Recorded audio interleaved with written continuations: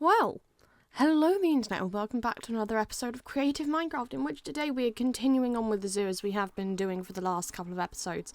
And finally, this voice recording is being done the day before the episode goes out, which means there is plenty of stuff to talk about. My goodness, I was at the air tattoo last weekend and it was utterly amazing. So this is the point in which I'm going to plug my Instagram. If you want to go follow my Instagram, that is a link down below in that little link tree.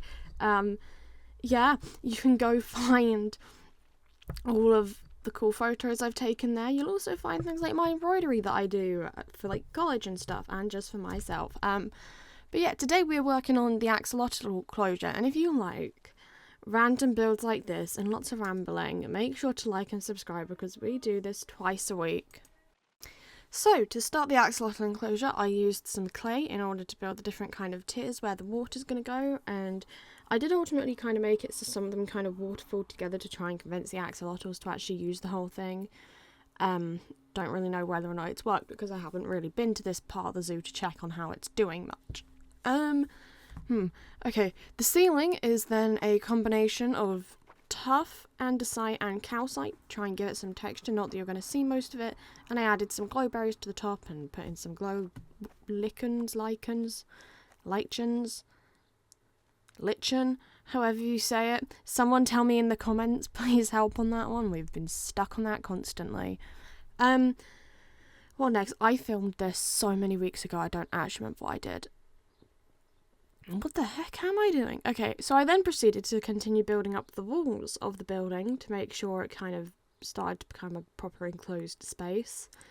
Yeah. And then I finished off working on that bit of the enclosure. Now, originally it was going to be one giant axolotl enclosure. However, I decided I wanted to split it down to have like a rescue turtle. So, you know when animal sanctuaries and stuff like taking like turtles and things have got injured, basically that. Yeah. Is the only thought I had because I was like, this is too big of a space for the axolotls, and I wanted somewhere to put a turtle in because I'm not building a big outside enclosure for turtles, or at least I don't think I am. I might end up doing that at this point, but who knows? We'll find out.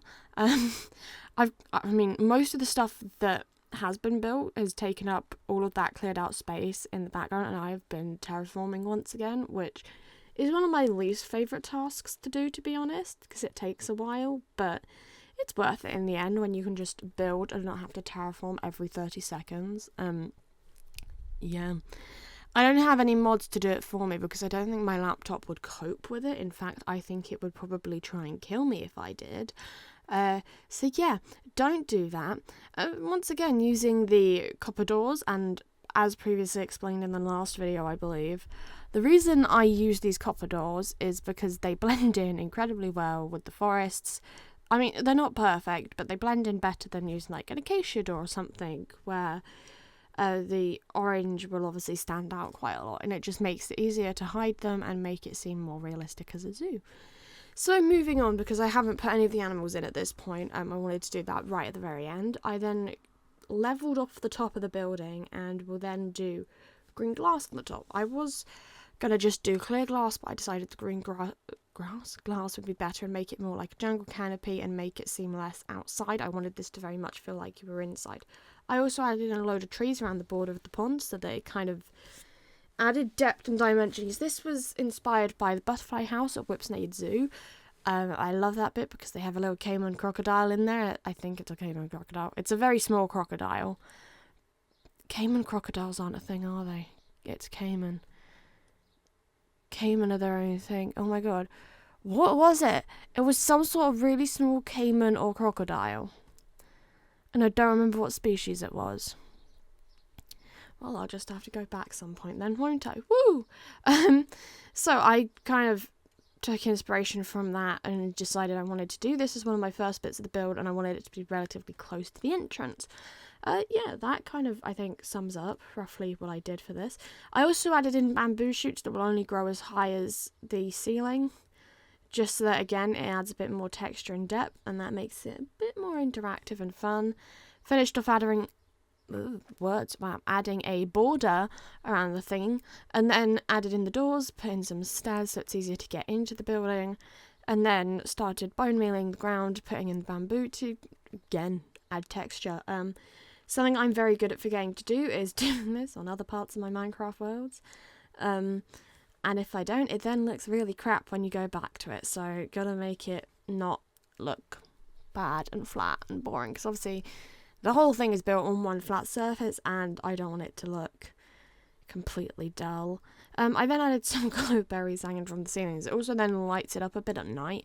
Not that anyone would be in there at night, because obviously the zoo would close at night, because we put some level of real world concepts into this Minecraft world. I then went in and added all of the animals, starting off with the frogs, which we built the enclosure for in the last episode, I think.